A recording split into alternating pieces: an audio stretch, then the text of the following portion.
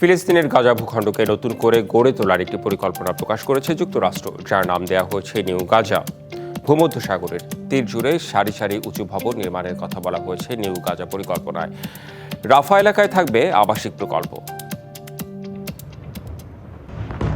যুদ্ধবিধ্বস্ত গাজা পুনর্গঠনের দায়িত্ব নিয়েছেন মার্কিন প্রেসিডেন্ট ডোনাল্ড ট্রাম্প। গাজায় শান্তি প্রতিষ্ঠায় গঠন করেছেন বোর্ড অব পিস। এবার সামনে আসলো গাজাকে নতুন করে গঠনের পরিকল্পনা।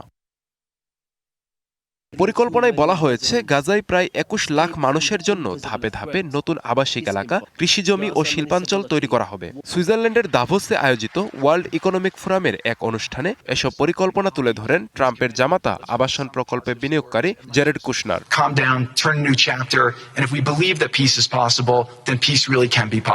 যুক্তরাষ্ট্রের মাস্টার প্ল্যানে গাজায় উপকূলীয় পর্যটন এলাকা দেখানো হয়েছে, যেখানে প্রায় ১৮০টি উঁচু ভবন থাকবে। পাশাপাশি থাকবে আবাসিক এলাকা, শিল্পাঞ্চল, তথ্য প্রযুক্তি কেন্দ্র, আধুনিক কারখানা, পার্ক, কৃষিজমি ও খেলাধুলার সুবিধা।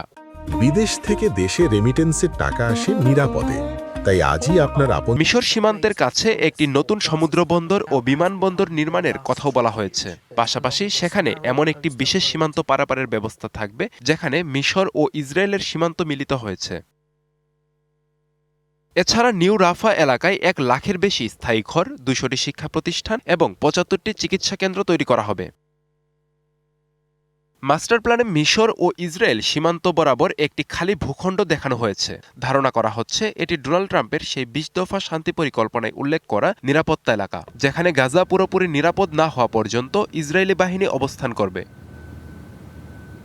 গাজা পুনর্গঠনের কাজ শেষ হবে ৪ ধাপে। প্রথমে রাফা থেকে শুরু হয়ে ধীরে ধীরে উত্তরের দিকে গাজা শহরের দিকে এই পরিকল্পনা অগ্রসর হবে। আব্দুল্লাহ আল মারুফ, ডিবিসি নিউজ ডেস্ক।